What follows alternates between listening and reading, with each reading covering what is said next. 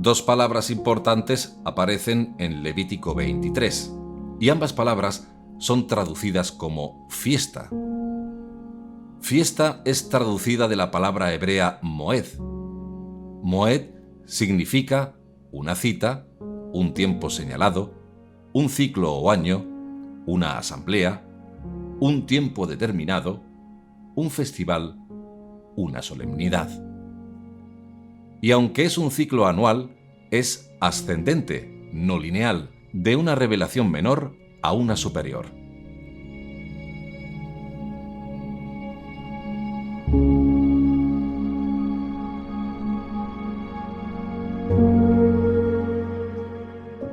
El camino de los justos es como la luz de un nuevo día, va en aumento hasta brillar en todo su esplendor.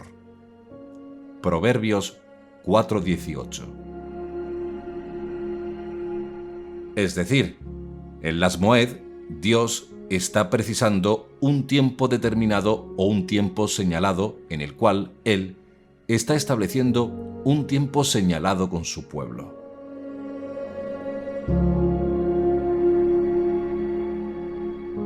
En el versículo 6 de Levítico 23 encontramos otra palabra hebrea que es traducida como fiesta, como está escrito: el 15 de este mes se celebrará la fiesta, en hebreo Haj, de los ácimos en honor de Adonai. Durante 7 días comeréis panes ácimos. La palabra hebrea Haj, que significa fiesta, solemnidad, fiestas, una reunión del festival, fiesta peregrino, se deriva de la raíz hebrea Hagá, que significa moverse en círculos, marchar en una procesión sagrada, celebrar, danzar, celebrar una fiesta solemne.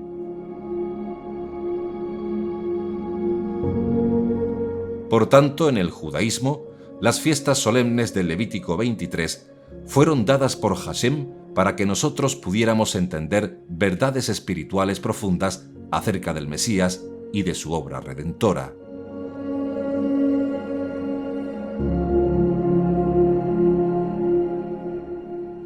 Y fueron dadas tanto para judíos como para los exgentiles que creyeron.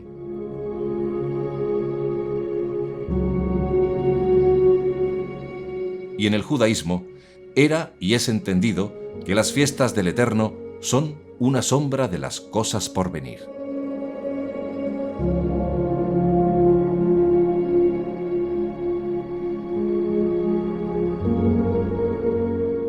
Habló Adonai a Moisés, diciendo: habla a los israelitas y diles: solemnidades de Adonai que convocaréis como asambleas santas.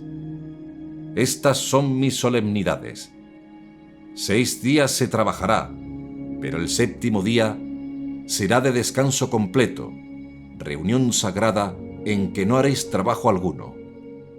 Será descanso de Adonai donde quiera que habitéis. Estas son las solemnidades de Adonai, las reuniones sagradas que convocaréis en las fechas señaladas. Levítico 23, 1-4.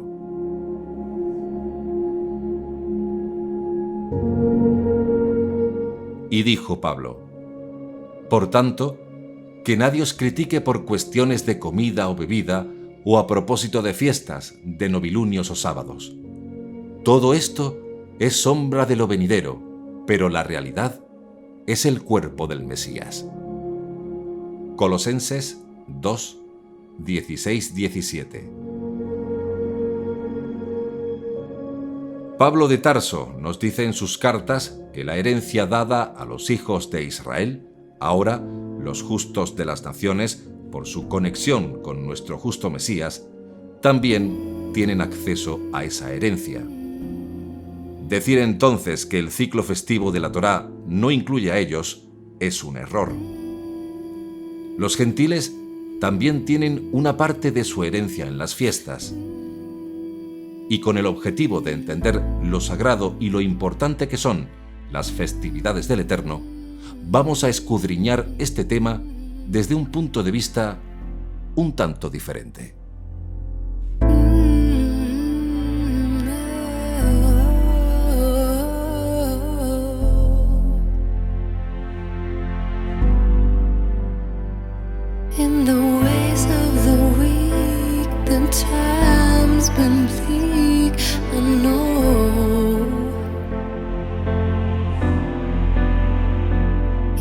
the fight, the cream, the strength in me, I know.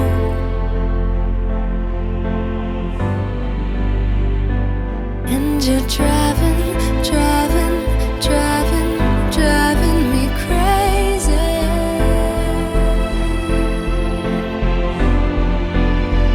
You keep on running and running and running and running lately.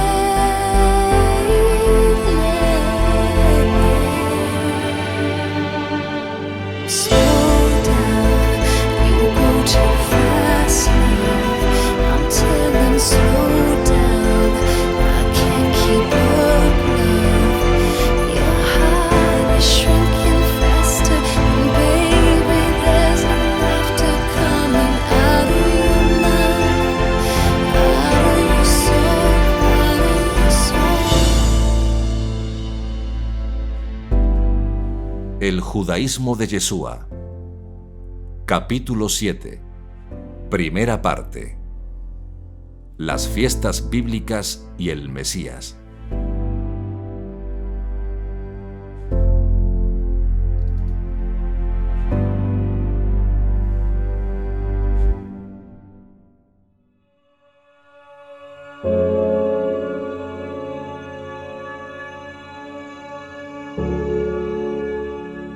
Para comprender las fiestas del Eterno, dadas en la Torá, y que Yeshua celebraba, tenemos que ver ciertas claves que son muy importantes para poder comprender después, de forma correcta, por qué la Torá, por qué la Escritura Sagrada, la Biblia hebrea, pone tanto énfasis en el ciclo festivo de la Torá.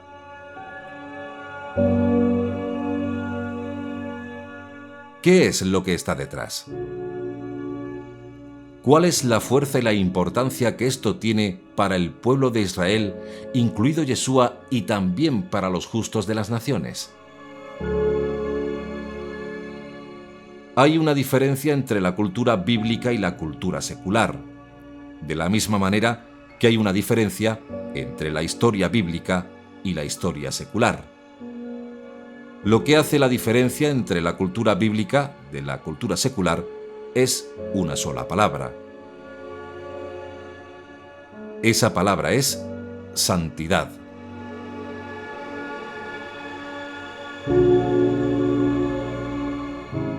Esa es la palabra que la diferencia.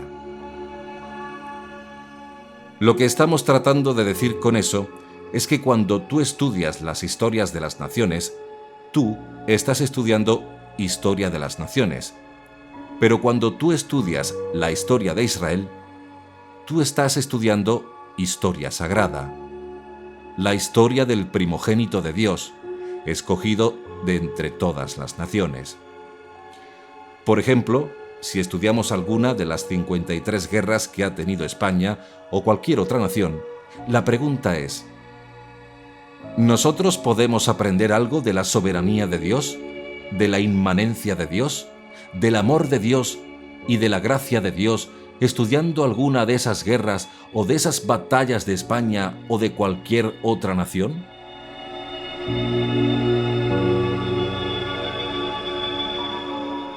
Pero si vamos a estudiar otra batalla, la toma de Jericó por Yehoshua, por Josué, ¿qué puedes aprender del Dios de Israel estudiando esa batalla?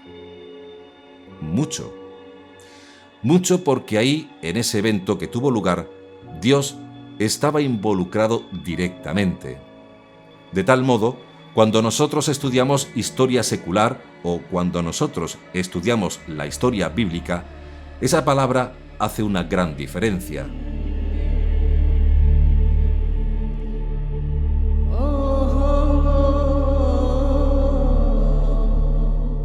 ¿Qué es la cultura?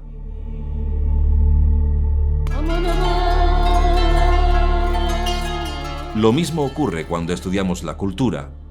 ¿Cuál es la enorme diferencia que existe entre la cultura secular y la cultura bíblica?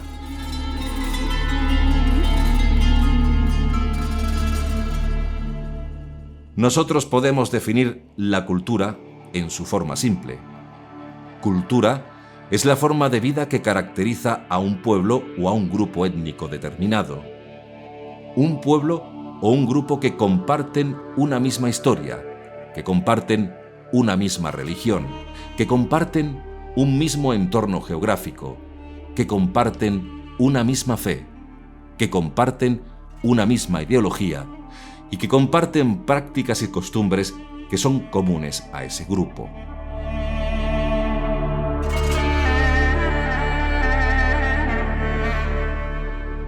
Cultura también es la manera de vivir un pueblo, incluyendo su ropa, su comida, sus fiestas o sus momentos de celebración. Por tanto, ¿quién es el creador de la cultura en las naciones?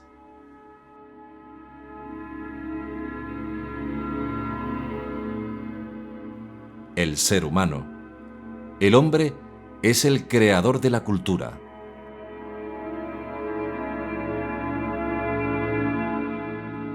Los poetas, los filósofos, los sacerdotes, los religiosos, los intelectuales, los científicos, los sociólogos, los maestros, todas estas personas influyen notablemente en ir formando esos valores culturales que en un periodo determinado de tiempo identifica a un grupo étnico específicamente. Ese hombre o ese grupo de hombres que de alguna manera crea la cultura está lleno de cosas espectaculares, preciosas y maravillosas. ¿Por qué? Por una simple razón.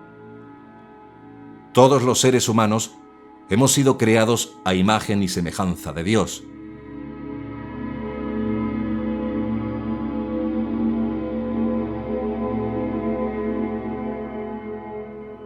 El Maestro de Justicia de Israel y del mundo dijo en su enseñanza: «Sean perfectos como vuestro Padre que está en los cielos es perfecto, porque hace salir el sol sobre buenos y malos, y llover sobre justos e injustos». Mateo 5:45.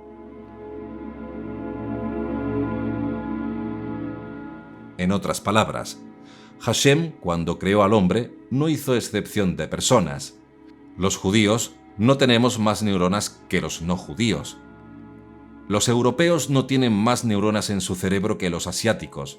Todos tenemos 100.000 millones de neuronas.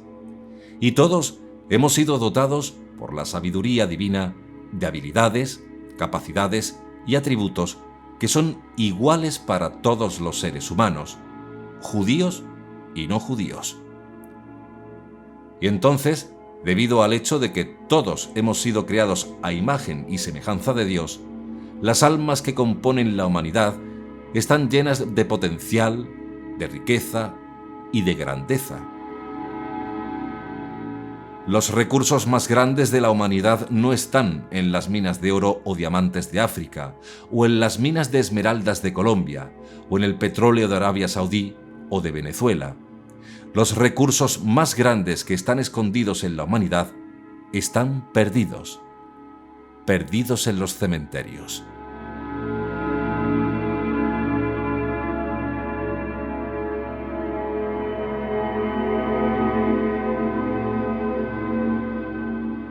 En la tierra descansan en paz millones y millones y millones de personas que tuvieron durante los años de su vida un potencial enorme, un potencial espectacular que nunca usaron.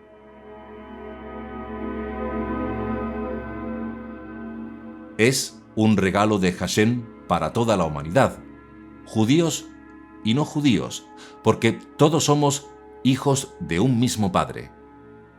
Y de una sola sangre hizo todo el linaje humano.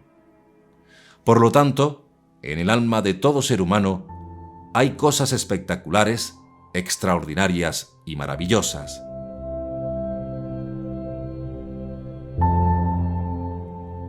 Una persona no necesita ser religiosa para ser honrada. Una persona no necesita ser judía para ser inteligente. Una persona no necesita ser de la casa de Israel para ser un docto en el arte o en la ciencia.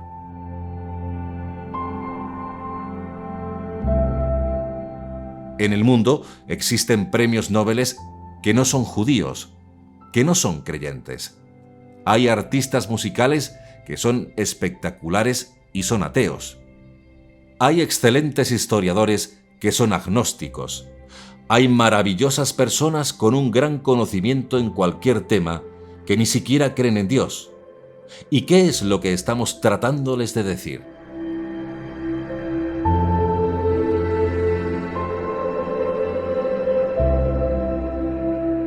Lo que tratamos de decir es que el hombre que forma la cultura, o ha influenciado en ella, o ha incorporado en ella cosas extraordinarias y maravillosas, vienen de la gracia de nuestro Dios, al crear al hombre a su imagen y semejanza.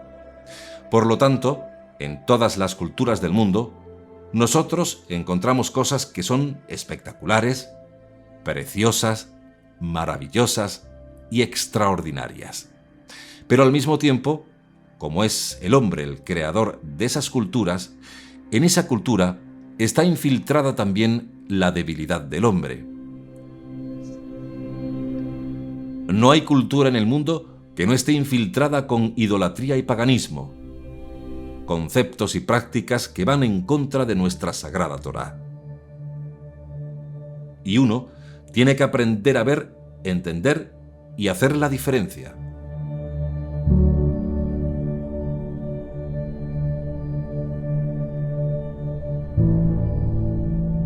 Cuando nosotros aplicamos eso mismo a la cultura bíblica, nos encontramos que los judíos no crearon su cultura. Dios la reveló.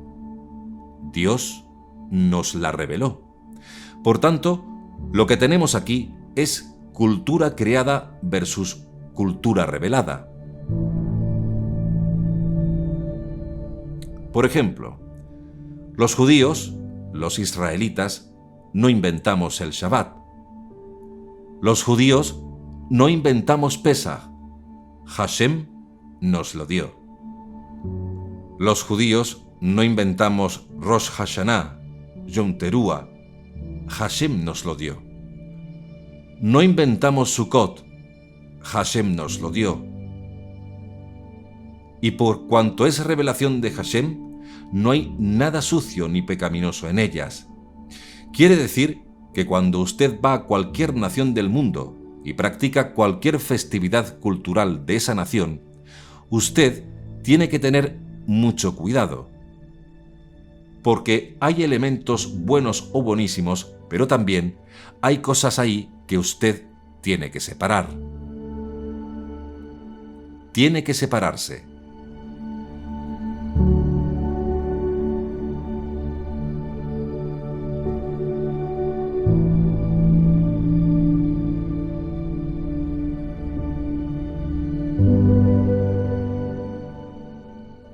Pero cuando tú vienes a las festividades del Eterno, tú no tienes que andar con una lupa para separar lo que es bueno de lo que es malo.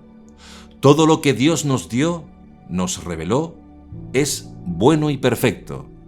Y eso es lo que nos da la cultura bíblica, especialmente en las festividades del Eterno, en el ciclo festivo de la Torá, la zona de seguridad ética en la cual podemos fluir con la riqueza de la revelación del Altísimo, sabiendo que no hay nada sucio ni pecaminoso ni conflictivo en esas festividades.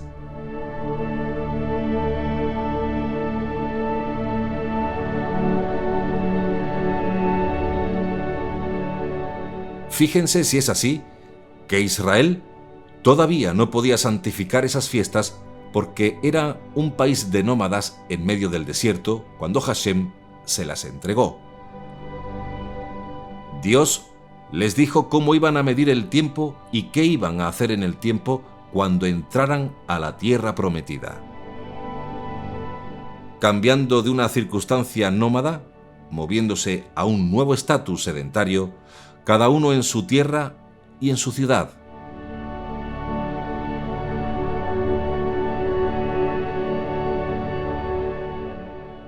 Por ejemplo, Hashem nos dice: cuando venga el fruto del año, ustedes van a sacar el primer fruto que dé la tierra y lo van a presentar delante de mí como ofrenda en mi presencia. Pero, en el desierto, ¿qué fruto vas a sacar? ¿Para cuándo fue dado eso? Para cuando ustedes entren en la tierra prometida. No habían entrado en la tierra, pero Hashem ya había dicho qué iban a hacer en ella.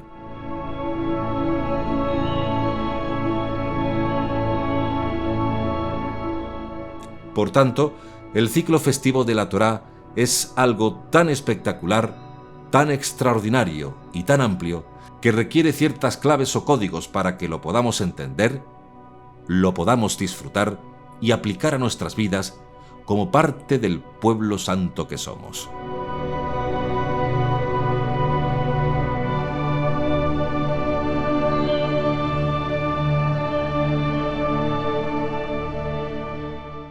¿Cuál es el ciclo festivo de la Torá?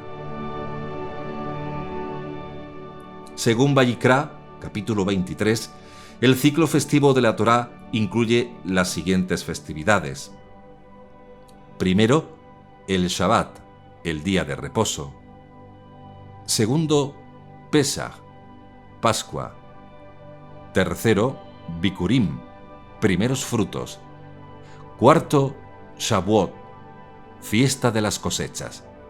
Quinto, Yom Teruah, Rosh Hashanah, el día del perdón. Sexto, Yom HaKippurim, el día de la expiación.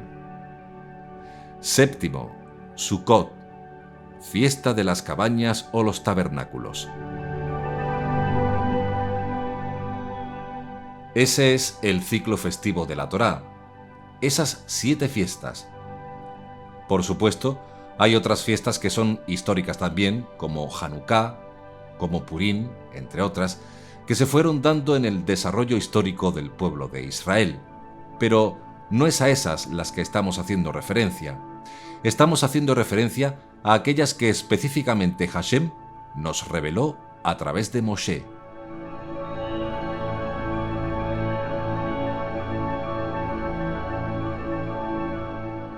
Entonces, si crees en Dios, y para Dios esto es tan importante, ¿no lo debería ser también para nosotros?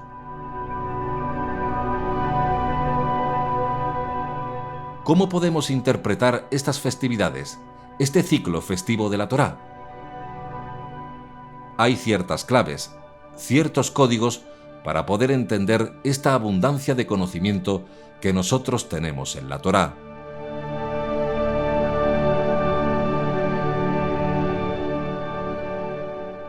La primera clave es que las fiestas bíblicas, el ciclo festivo de la Torá, son las fiestas del Eterno, y fueron dadas a Israel como herencia. Las fiestas bíblicas pertenecen a Hashem, no pertenecen a hombre alguno.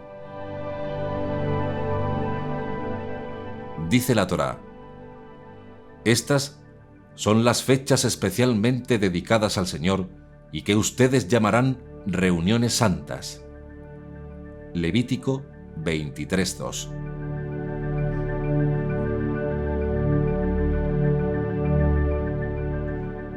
Las fiestas son de Hashem. Él nos invita a sus fiestas.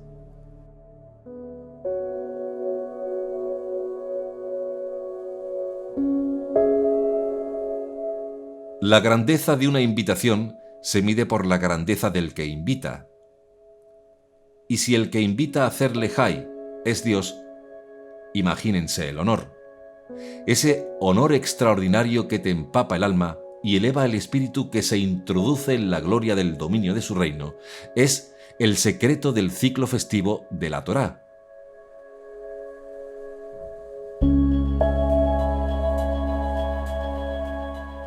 En un principio, según una antigua tradición, Dios entregó muchas de estas festividades a las naciones, pero las naciones las rechazaron. Luego fueron dadas por el Eterno a nuestro pueblo Israel. Y de hecho, hay un midrash sobre esto que se toma a modo de chascarrillo. El midrash Sifrit Devarim 343 dice: cuando Dios quiso entregar la Torá, se reveló no solo al pueblo judío, sino también a todas las otras naciones del mundo. Primero, Dios fue donde los hijos de Esaf. Les preguntó: ¿aceptarán mi Torá? Ellos contestaron: ¿qué está escrito en ella? Dios respondió: no asesinarás. Ellos contestaron: Amo del universo, esto va en contra de nuestra naturaleza. Nuestro padre, cuyas manos son las manos de Esaf, Bereshit 27-22, nos llevó a apoyarnos solo en la espada porque su padre le dijo: por tu espada vivirás, Bereshit 27-40. Entonces, no podemos aceptar la Torá. Luego, Dios fue donde los hijos de Amón y Moab y les preguntó: ¿aceptarán mi Torá? Ellos dijeron: ¿qué está escrito en ella? Él respondió: no cometerás adulterio. Ellos contestaron: Amo del universo, nuestro origen mismo es de adulterio, como está escrito. Así, las dos hijas de Lot concibieron de su padre, Bereshit 19:36. Entonces, no podemos aceptar la Torá. Luego, Dios fue donde los hijos de Ismael. Les preguntó: ¿aceptarán mi Torá? Ellos dijeron: ¿qué está escrito en ella? Él dijo: no robarás. Ellos contestaron: Amo del universo, nuestra misma naturaleza es vivir solo de lo robado y lo adquirido con violencia, como está escrito respecto a Ismael, y él será como un asno salvaje, su mano estará sobre todo, y la mano de todos sobre él. Bereshit 16:12. No podemos aceptar la Torá.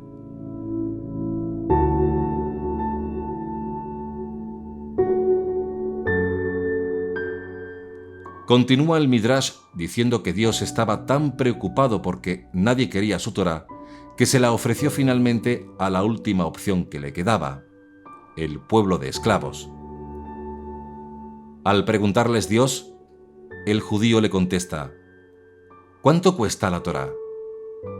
Y Dios dijo: no, nada, es gratis. Y el judío dijo: bueno, bien, dame 2.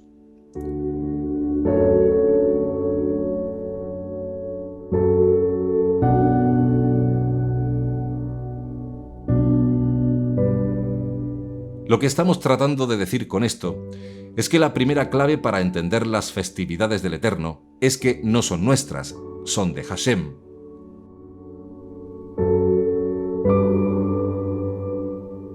¿En qué sentido esta clave, este código, este primer criterio es tan importante para entender la festividad del Eterno? Hay que tener mucho cuidado con ciertas expresiones que aparecen en la Escritura. Por ejemplo, Isaías, capítulo 1, dice lo siguiente: Estoy cansado de vuestras fiestas solemnes, de vuestros días de Shabbat, de vuestras lunas nuevas. Hastiado estoy de todo esto. Mi alma está cansada de todo eso.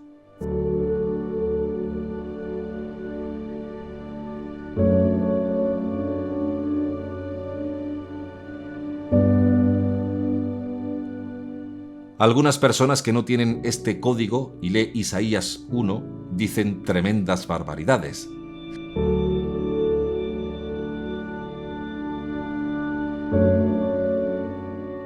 Según ellos, eso ya pasó. Si Dios mismo les dijo a su pueblo que estaba cansado ya de esas cosas. Entonces, ¿cómo vas a entender ese texto de Isaías primero? Aquí es donde esta primera clave nos ayuda a entender.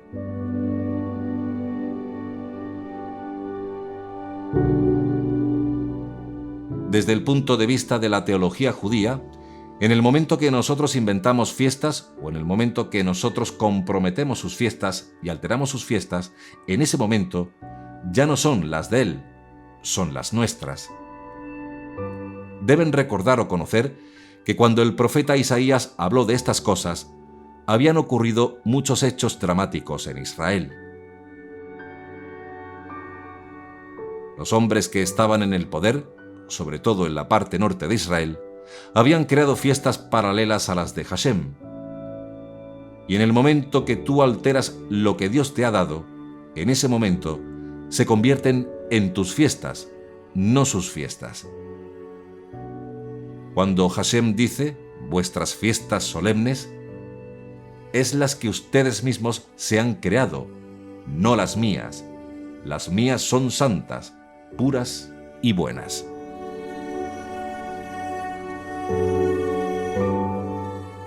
Cuando nosotros alteramos las cosas, cuando nos desviamos del camino del Eterno, entonces se vuelve nuestro, no de Él. Por ejemplo, cuando Hashem saca a nuestro pueblo, Israel, de Egipto, y nuestro pueblo andaba por el camino correcto, Hashem dijo: este es mi pueblo, deja ir a mi pueblo. Ese fue el mensaje al faraón: deja ir a mi pueblo para que me sirva en el desierto.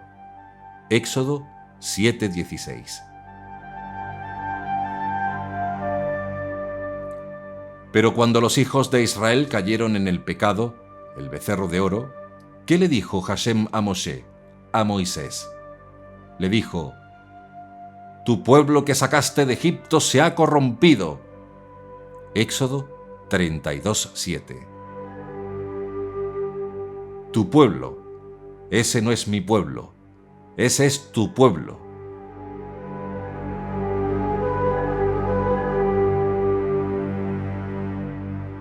Lo mismo encontramos en el Nuevo Testamento, donde dice: ¿no está escrito en vuestra ley? Juan 10:34.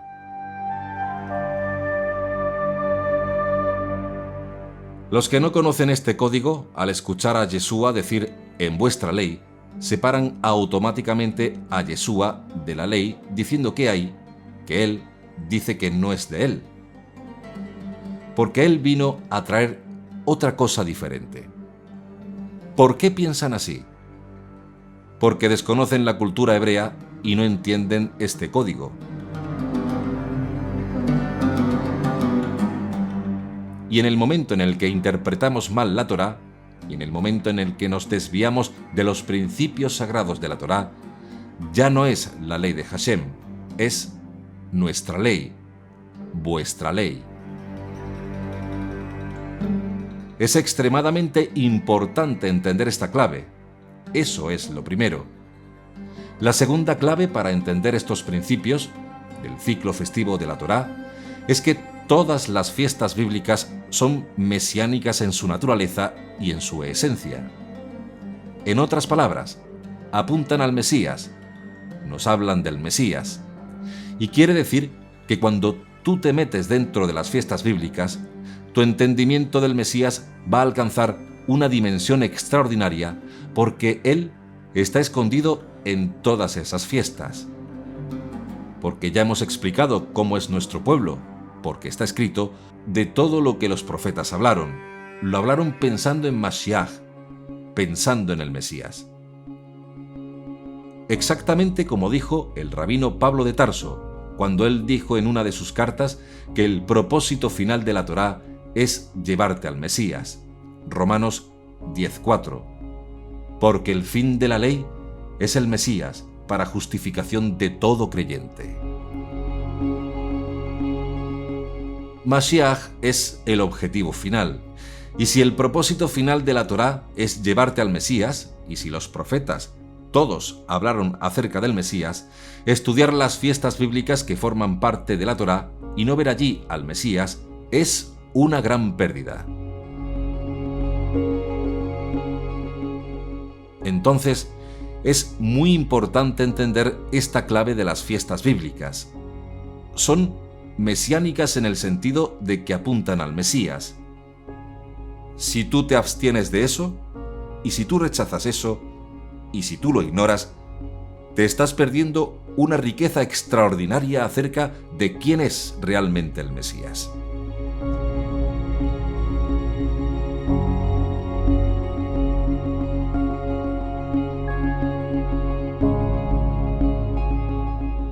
La mejor forma de explicar esto lo encontramos en una declaración hecha por el rabino Pablo de Tarso en Colosenses capítulo 2, versículos 16 y 17, como vimos al comienzo de este capítulo. Por tanto, que nadie os critique por cuestiones de comida o bebida, o a propósito de fiestas, de novilunios o sábados. Todo esto es sombra de lo venidero, pero la realidad es el cuerpo del Mesías. Colosenses 2, 16-17. ¿Qué significa esta declaración del rabino Shaul HaTarsi?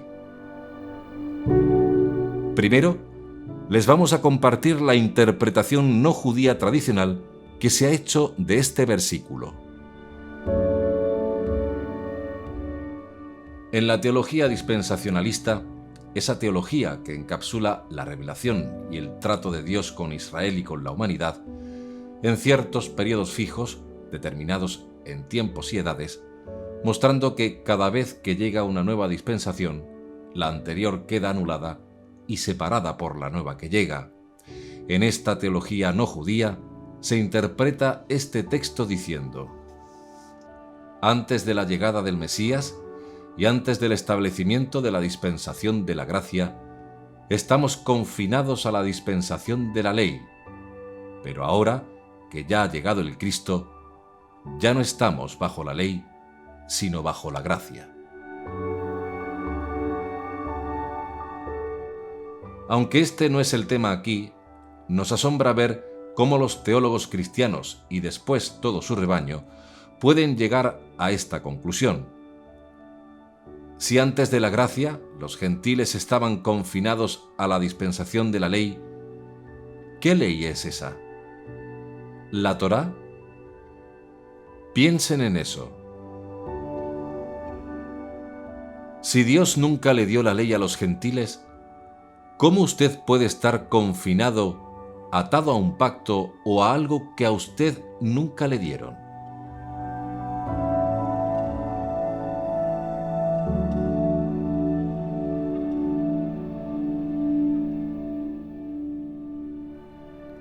De hecho, Pablo escribió y dijo que la condición de los gentiles es excluidos de la ciudadanía de Israel, sin pactos, es decir, sin ley, sin promesa, sin esperanza, sin Mesías, sin Dios en el mundo. Recuerden que en otro tiempo estaban sin Mesías, separados de la nación de Israel, y no tenían parte en las alianzas ni en la promesa de Dios. Vivían en este mundo sin Dios y sin esperanza. Efesios 2:12.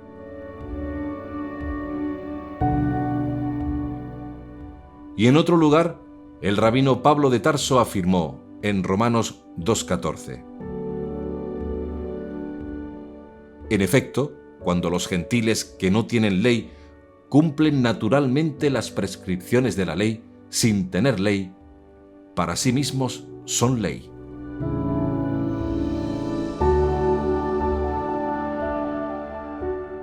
Entonces, si esto es así, ¿sobre qué base puede un no judío decir: bien, antes de la llegada del Mesías y el establecimiento de la dispensación de la gracia, estábamos confinados bajo la dispensación de la ley, pero ahora, llegado el Mesías, ya no estamos bajo la ley, sino bajo la gracia, la nueva dispensación que la supera? ¿Cómo alguien puede decir que ya no está bajo la ley si nunca tuvo ley? La gran mayoría de cristianos afirman que Cristo nos redimió de la maldición de la ley. Y cuando alguien afirma esto, ya sea por arrastre cultural o sea por estar en alguna iglesia, entran en aguas turbias y profundas. Cristo nos redimió de la maldición de la ley. Pero nos preguntamos, ¿de qué maldición de la ley te puede liberar si tú, gentil y expagano, nunca has tenido ley? Si tú, gentil y creyente en Yeshua como el Mesías, nunca estuviste en el pacto de la ley, ¿de qué ley te va a liberar? ¿Pueden ver la contradicción lógica que existe? Entonces, ¿de qué maldición es la que te libera el Mesías? ¿Qué quiere decir Pablo ahí?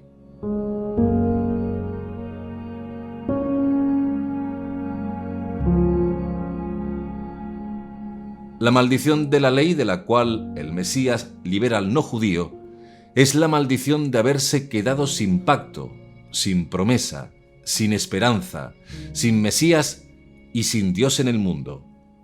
De eso es lo que el Mesías te libera.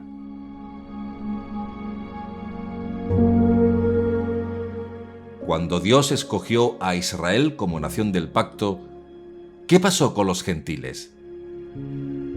Quedaron excluidos y se quedaron sin pacto, sin promesas, sin esperanzas, sin Mesías y sin Dios en el mundo. La elección de Israel como pueblo de Dios, la elección de Israel como familia de Dios, la elección de Israel como pueblo escogido, inevitablemente causó que las demás naciones quedaran fuera de esa categoría. Israel tiene pacto, Israel tiene promesa, Israel tiene esperanza, Israel tiene al uno y único Dios verdadero, Israel tiene al Mesías. Pero los gentiles no tenían nada de eso. Lo perdieron en la Torre de Babel y lo perdieron en la elección de Israel al pie del monte Sinaí.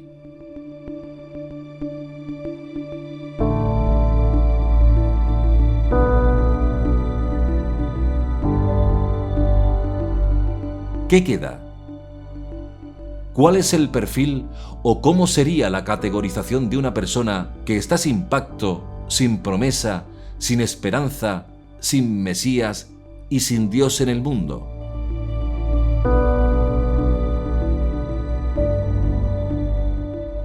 ¿Tienes una maldición mayor que un ser humano que esté sin Dios, sin esperanza, sin pacto, sin promesa en el mundo?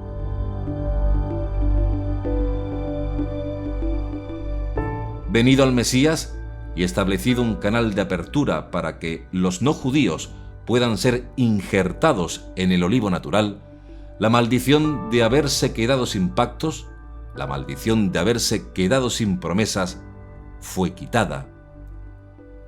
Y ahora, por los méritos del Mesías, los no judíos son cortados del olivo silvestre e injertados en el olivo natural.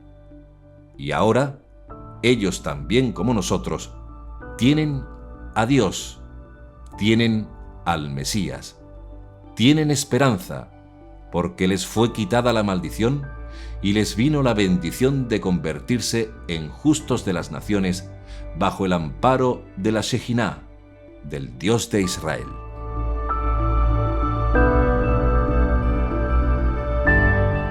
Ya no son paganos, no son idólatras, son conciudadanos de los santos y miembros de la familia de Dios. Efesios 2:19. Porque como se oyó aquella vez en Jafo, lo que yo limpié, no lo llames tú común o inmundo. Hechos 10:15.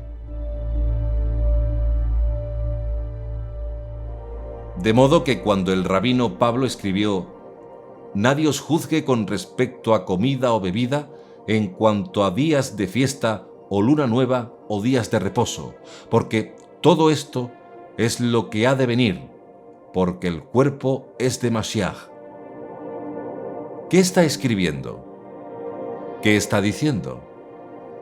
¿Qué quiso decir con eso? Vamos entonces a mirar la interpretación judía de ese texto.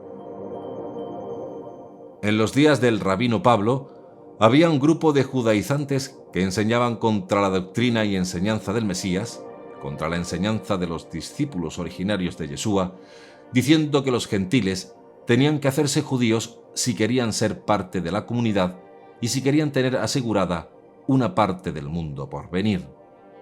Según ellos, tenían que hacerse judíos y si no se hacían judíos con circuncisión, no había otra opción.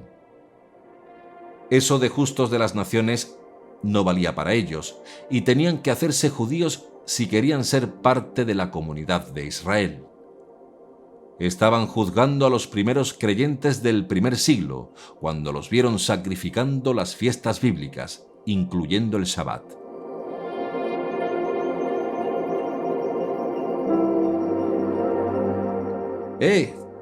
¿Tú qué haces? Tú no tienes por qué estar comiendo comida kasher. ¿Qué haces tú comiendo comida kasher? Tú puedes seguir comiendo cucaracha, ratón, puerco, langosta, camarón y todo lo que quieras. Y de este modo los juzgaban. Juzgaban a los creyentes de origen gentil porque ya no comían puerco, porque ya no comían gusanos. Los criticaban. Tú no eres judío. Tú puedes seguir comiendo eso. ¿Qué haces ahí? ¿Qué haces sacrificando el Shabbat? Sigue con tus falsos dioses. ¿Qué haces guardando el Shabbat sin circuncidar? Sigue con tus costumbres y si quieres guardar el Shabbat, deja tus falsos dioses y circuncídate.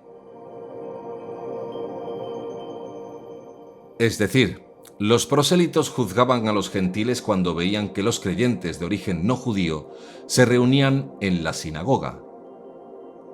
Algo muy paradójico en cuanto a ellos cuando hasta hace solo 2 días estaban rezando a Zeus.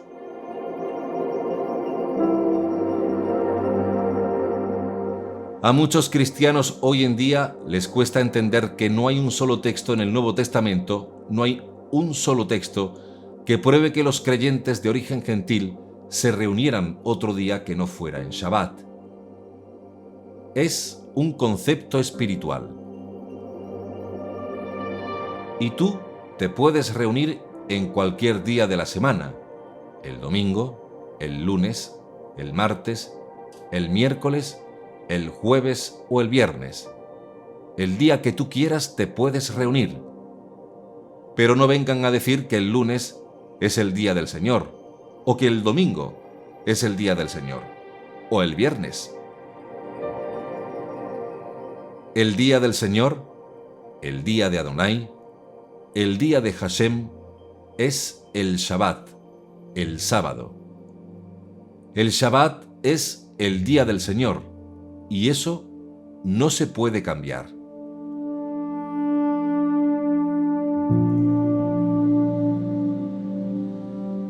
Los cristianos no tienen problema con los 10 mandamientos, excepto con el Shabbat. ¿Por qué? Porque alguien se lo robó un día. ¿Y por qué se lo robaron? Para que no tuvieran nada compartido con los judíos.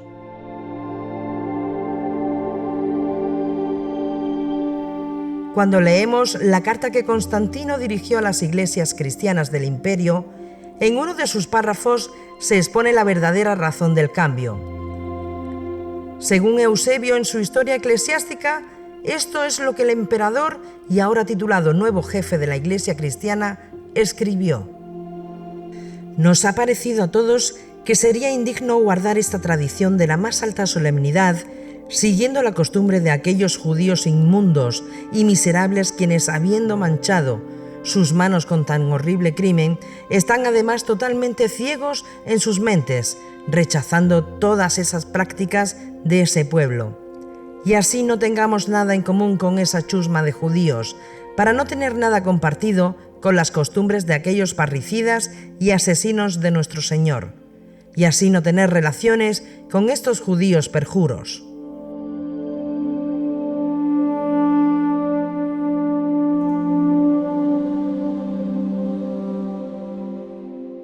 Pero ha venido el tiempo donde los cristianos están levantando la voz y están diciendo: un momento, mis raíces no están en Roma, mis raíces están en Jerusalén.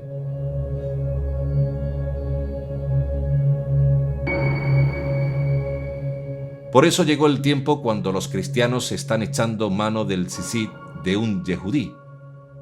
Y el que tenga oídos para oír, oiga. Y le están diciendo: vamos contigo porque sabemos que contigo está el Dios a quien nosotros queremos servir.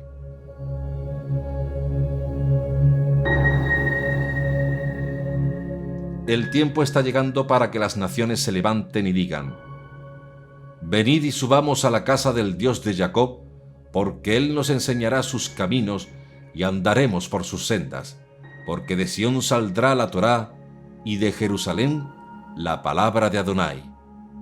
Isaías 2:3.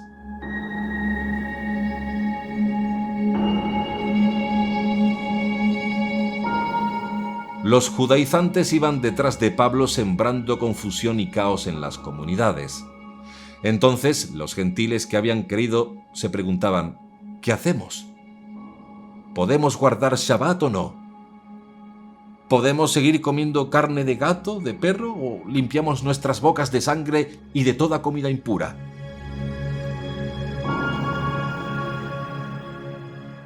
En ese contexto, Pablo les escribió: que nadie les juzgue, y no le permitan a nadie que les juzgue, porque lo que Dios limpió, nadie puede declararlo inmundo. No le permitan a nadie que les prohíban estas cosas, porque cuando ustedes practican estas cosas, ustedes están anunciando al Mesías, ustedes están revelando al Mesías, están exaltando al Mesías, porque todo esto es una sombra que no hace otra cosa que apuntar al Mesías, el cuerpo del cual todas estas fiestas hablan. ¿Qué significa esto? ¿De que todas las fiestas bíblicas son mesiánicas en su naturaleza? Que apuntan al Mesías, que nos hablan del Mesías, que aprendemos del Mesías por medio de estas fiestas.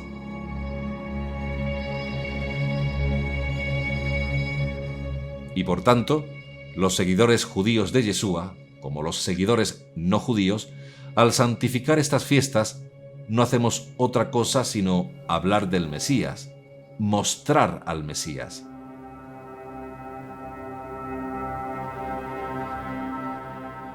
No hacemos otra cosa que afirmar nuestra fe, en nuestro caso, de forma particular, en Yeshua como Mashiach. Así que, ¿qué tenemos hasta aquí? Hemos visto dos claves o códigos para interpretar correctamente estas palabras del rabino Shaul y el tema del anuario bíblico. Primero, que las fiestas son del Eterno, no de ningún hombre en especial. Son del Eterno, son sus fiestas y Él nos invitó a participar de ellas. Y segundo, las fiestas son mesiánicas en su naturaleza, es decir, apuntan al Mesías. El tercer código para entender el ciclo festivo de la Torá, el anuario bíblico, es muy interesante. Tienes que comprender que el anuario bíblico es lunisolar.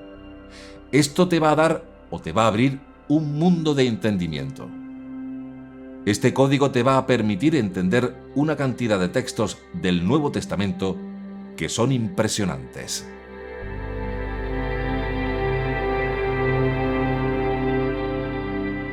¿Qué quiere decir que el anuario bíblico es lunisolar?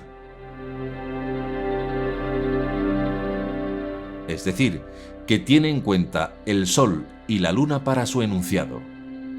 No es un anuario solar, como el calendario secular que rige hoy en día en la mayoría de las naciones occidentales, el calendario gregoriano.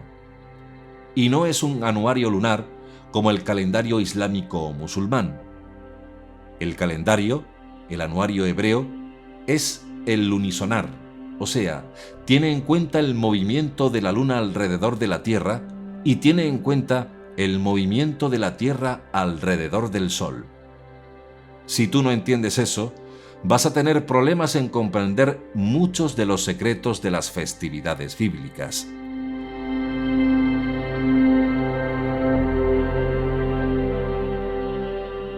Nosotros sabemos que por ahí anda una teoría del famoso sábado lunar. Y según los defensores del sábado lunar, como la luna es la que da el mes, el día siguiente al de la luna nueva lo cuentan como primer día del mes y como primer día de la semana. Lógicamente, para los que así cuentan, el Shabbat puede caer el día 8 del mes, puede caer el día 15 del mes, puede caer el día 22 del mes o puede caer el 29 del mes. Y lo mismo puede caer un martes que un jueves en el calendario secular. Solamente vamos a presentar un punto aquí de por qué el calendario bíblico no puede ser lunar.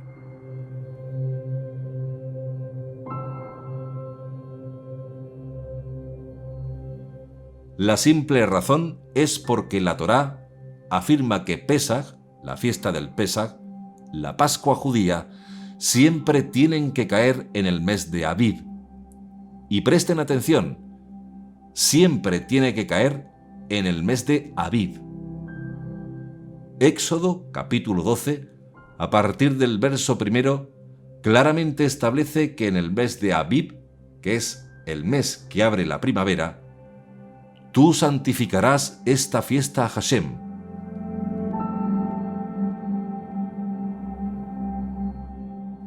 Por tanto, Aviv, el mes de Aviv, y Aviv quiere decir primavera en hebreo, siempre tiene que ser el escenario, el tiempo para Pesaj, para la Pascua.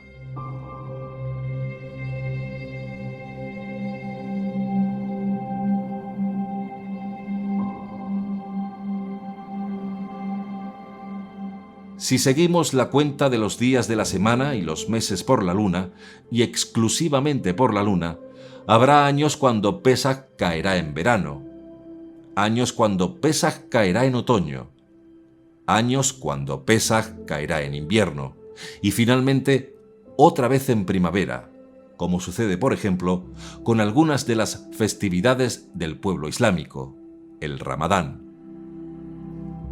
Y lo mismo puede caer en primavera que en verano, y la fiesta se mueve por el año porque es lunar. Lógicamente, la Torá no permite eso con las fiestas del Eterno.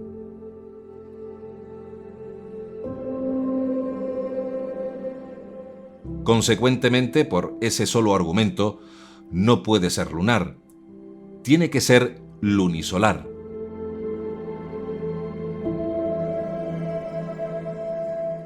Entonces, al estudiar las fiestas bíblicas, tú tienes que tener en cuenta estas dos claves.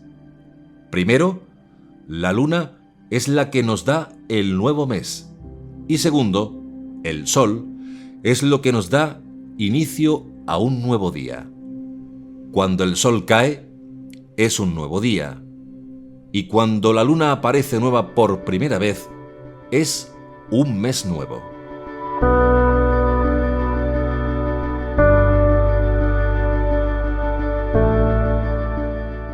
El sol nos da el día, nos da la noche y nos da los años. El día comienza a la caída del sol en el calendario judío. A la caída del sol, no antes, no después. Cuando el sol oscurece, se inicia un nuevo día.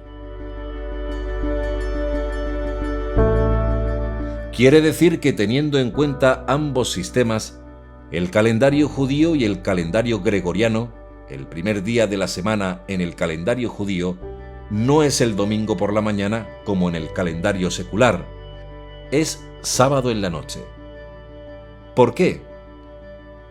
Porque el día comienza a la caída del sol. Apliquen ahora ese código a los datos que nosotros tenemos en el Nuevo Testamento.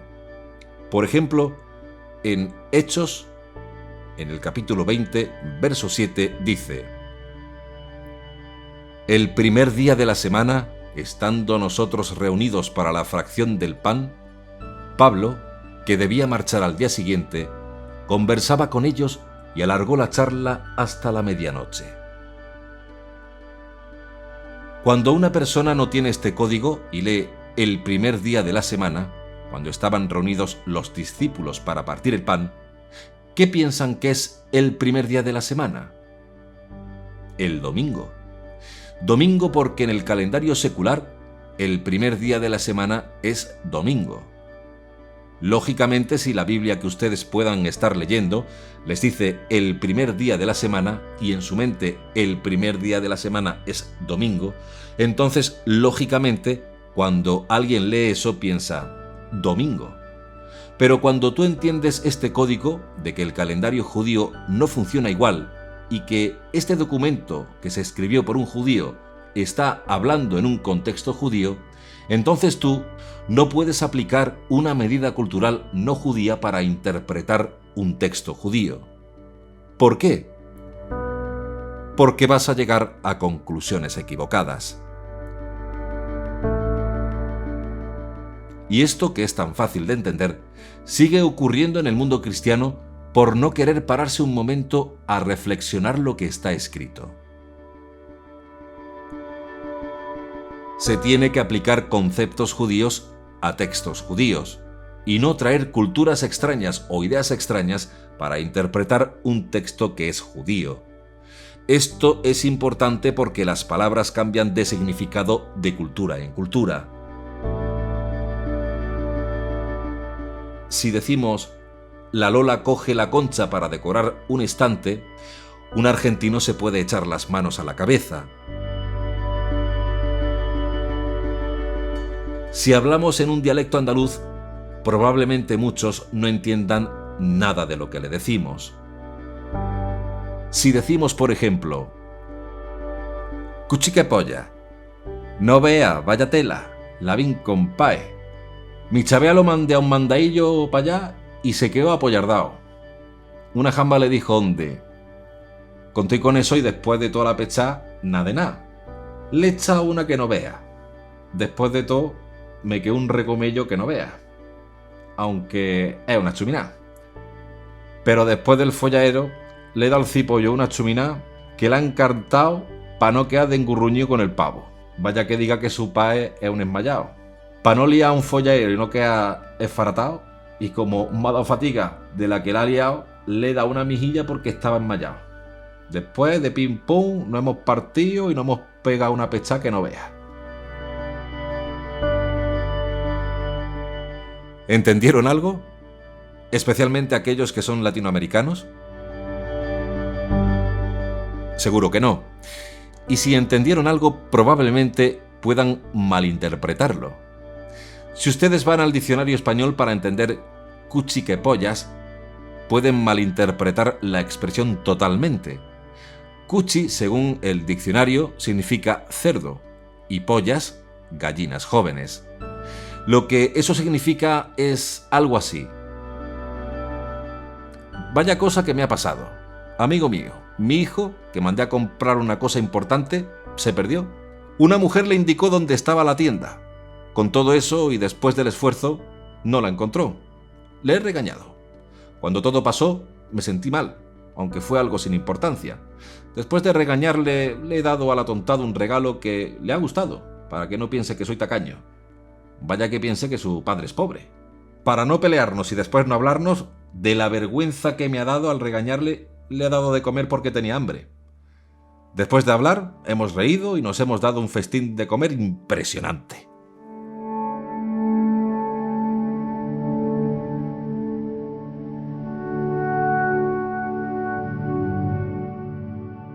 Si estos dialectos de la calle, que pasa en todos los países del mundo, al leerlo lo malinterpretamos, estaríamos en serios problemas para interpretarlo correctamente. Pues eso mismo que ocurre hoy en día con cualquier idioma, ocurre también con el Tanaj y con el Nuevo Testamento. Pero cuando tú no entiendes eso, porque estás fuera de esos valores culturales, tu interpretación está a 1000 años luz de ella.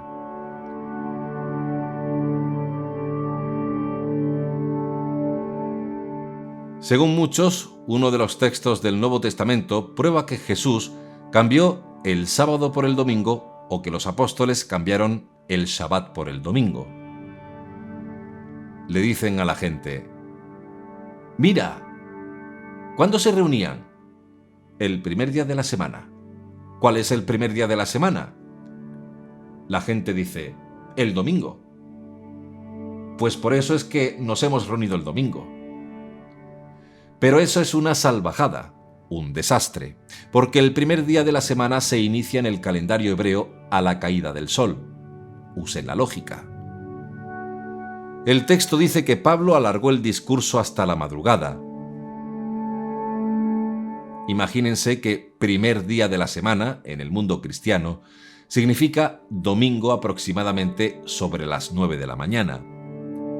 Y si Pablo comenzó su discurso a las 9 de la mañana y alargó el discurso hasta la madrugada, ¿cuántas horas estuvo hablando Pablo? Desde las 9 de la mañana hasta las 3 de la mañana, ¿cuántas horas son? Son 16 horas de discurso.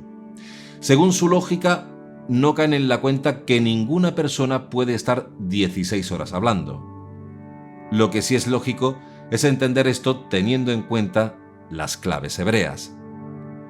Pablo comenzó su discurso el sábado por la noche, cuando cayó el sol, y desde la caída del sol hasta las 3 de la mañana estuvo dando su discurso. Si contamos, aproximadamente, Pablo estuvo dando un discurso de unas 4, 5 o 6 horas, algo fuera de lo común, pero dentro de la normalidad. ¿Cuándo tuvo lugar la resurrección de Yeshua que nadie vio? Porque cuando los hombres y las mujeres llegaron a la tumba aquel día por la mañana, la tumba hacía horas que estaba vacía. Entonces, ¿cuándo ocurrió la resurrección? Tuvo lugar el primer día de la semana. Pero ¿cuándo se inicia el primer día de la semana en el calendario hebreo? A la caída del sol del Shabbat. Se inicia el primer día de la semana. Así que podemos decir que Yeshua resucitó el sábado por la noche. ¿Por qué? Porque el cambio de sábado a domingo, en el calendario secular, se produce a las 12 de la noche.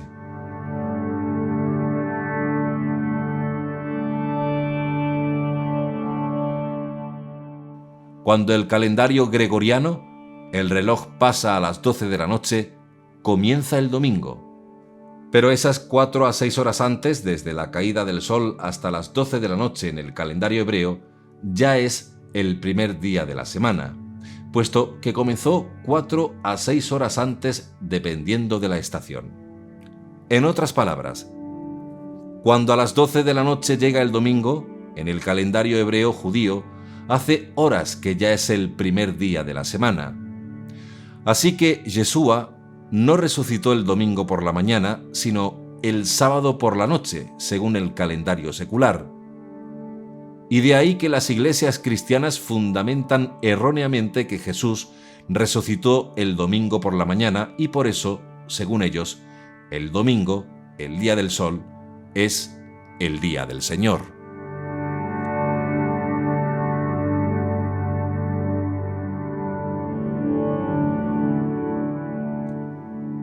¿Cuál es el resultado de todo esto?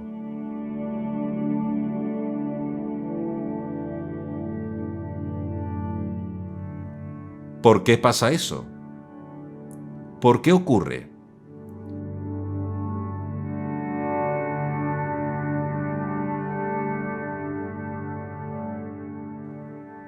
¿Por qué muchos creyentes sin mala intención creen eso? ¿Por mala intención? No, para nada. Muchos cristianos no tienen la menor idea de lo que está detrás de eso. El resultado de todo eso es que le enseñaron mal.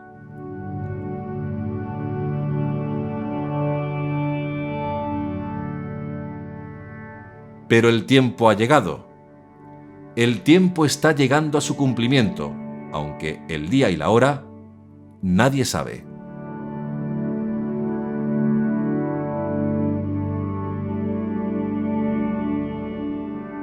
Entonces salió del templo otro ángel clamando a gran voz al que estaba sentado en la nube: Mete tu hoz y siega, porque la hora de segar ha llegado, pues la mies de la tierra está madura. Apocalipsis 14:15.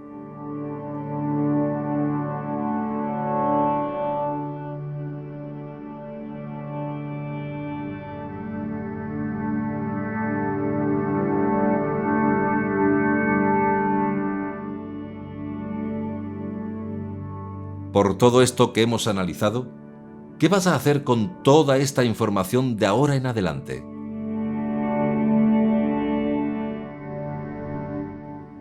Porque una vez todo es puesto en su lugar, es tu responsabilidad.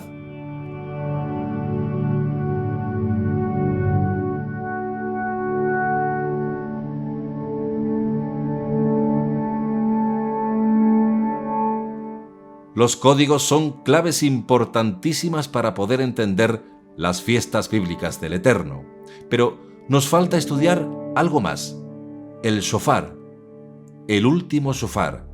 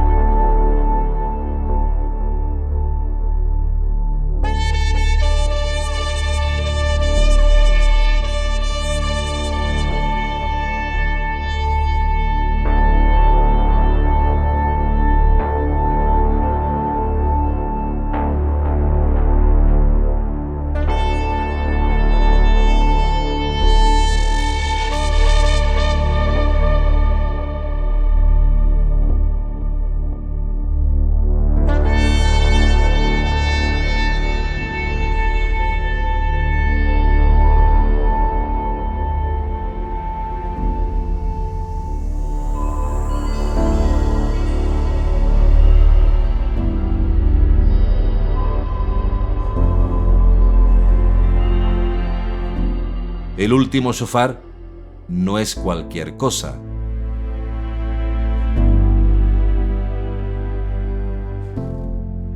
El último shofar es precisamente la cuarta clave para entender las fiestas bíblicas.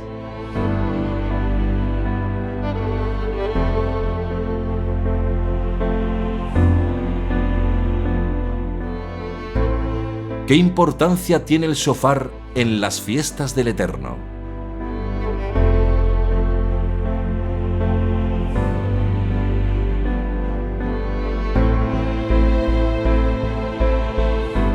Lo vamos a estudiar con todo detalle, pero eso será en la segunda parte del capítulo 7 de El judaísmo de Yeshua.